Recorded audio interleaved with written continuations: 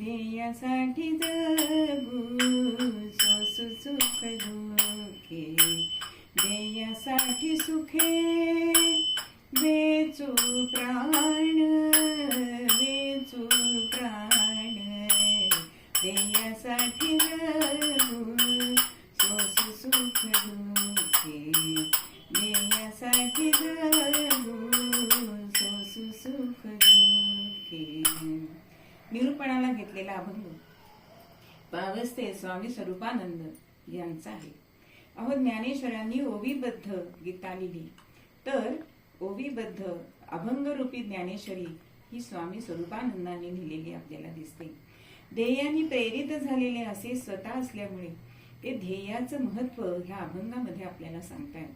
ध्येयासाठी जगू सोसू सुख दुःखे ध्येयासाठी सुखे वेचू प्राण.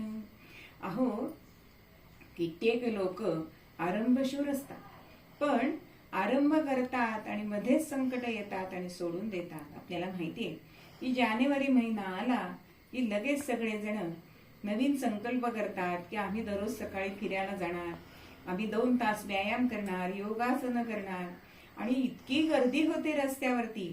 पण त्यातले किती टिकतात हो महिना अखेरीपर्यंत? 4-5च टिकतात. कारण ध्येय करणं हे सोपं आहे, संकल्प करणं, पण तो पूर्ततेला नेणं हे अत्यंत कठीण सांगितलेलं आहे.